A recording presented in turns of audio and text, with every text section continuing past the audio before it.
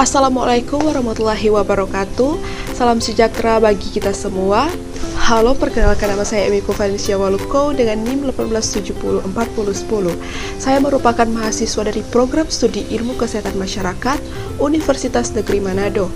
Untuk memenuhi salah satu tugas dari mata kuliah epidemiologi penyakit reproduksi, saat ini saya akan menjelaskan tentang epidemiologi tumor payudara. Tumor yang berarti pembengkakan menunjuk pada massa jaringan yang tidak normal, dapat berubah suatu keganasan atau bersifat kanker dan jinak atau tidak bersifat kanker. Epidemiologi pada tumor payudara. Kasus kanker payudara di Indonesia menempati urutan kedua penyebab kematian akibat kanker dengan persentase sebesar 9,6%. Menurut data The Global Cancer Observatory tahun 2020, kanker payudara di Indonesia termasuk kanker paling banyak ditemukan pada perempuan dengan proporsi 30,8% dari total kasus kanker lainnya, yakni terdapat 65.858 kasus baru.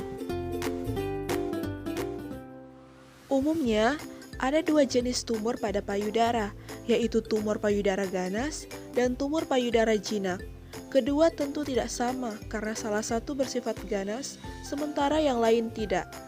Hanya pada tumor ganas yang mampu menyerang jaringan lainnya, sedangkan tumor payudara jinak adalah benjolan tumor yang tumbuh di payudara, tidak terbentuk dari sel-sel ganas, dan tidak menyebar ke bagian tubuh yang lain. Ciri-ciri benjolan tumor payudara jinak yaitu pertama, batasan tumor jelas, kedua teraba kenyal dan lunak, ketiga mudah digerakkan. Sedangkan ciri-ciri tumor payudara ganas yaitu benjolan cenderung tidak jelas, tidak bulat, dan tidak rata. Pertama, gejala tumor payudara jinak. Gejala tumor payudara jinak hanya ditandai dengan adanya benjolan pada payudara. Hanya pada beberapa kasus saja, tumor payudara jinak bisa menyebabkan rasa nyeri pada payudara karena tubuh membesar. Kedua, gejala tumor payudara ganas. Gejala tumor payudara ganas atau kanker payudara cenderung lebih parah ketimbang tumor payudara jinak. Berikut ini beberapa gejala kanker payudara yang patut diwaspadai.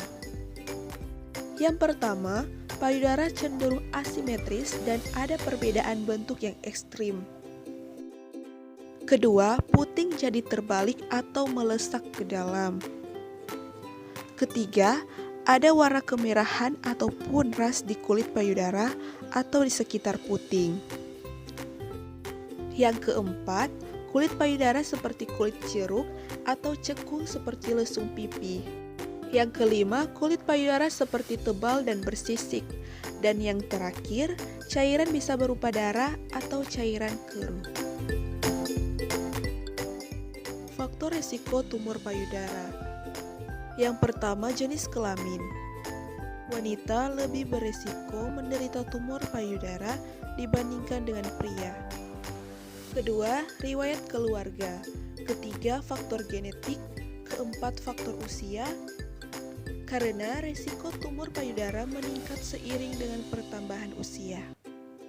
Kelima, faktor hormonal. Keenam, usia saat kehamilan pertama.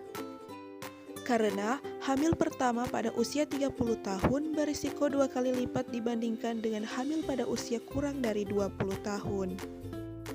Ketujuh, terpapar radiasi. Kedelapan, pemakaian kontrasepsi hormonal. Dan terakhir, gaya hidup yang buruk. Pencegahan penyakit kanker payudara dengan cerdik. Yang pertama, cek kesehatan secara rutin. Yang kedua, enyahkan asap rokok. Yang ketiga, rajin melakukan aktivitas fisik. Keempat, diet seimbang. Kelima, istirahat yang cukup. Dan terakhir, kelola stres. Pentingnya mamografi dan sadari. Wanita yang sudah menginjak usia 20 tahun dianjurkan untuk melakukan pemeriksaan payudara setidaknya 1-3 tahun sekali. Bila memiliki resiko kanker payudara, dianjurkan untuk melakukan pemeriksaan mamografi setiap setahun sekali.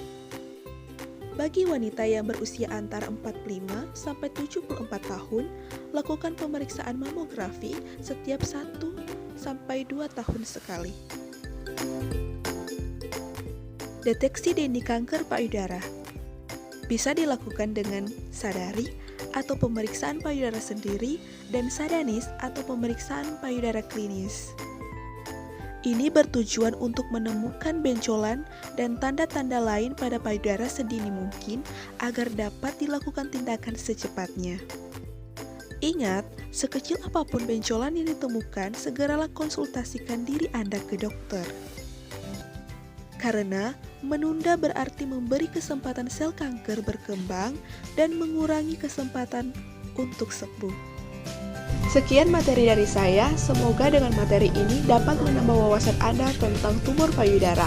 Terima kasih dan salam sehat, dadah!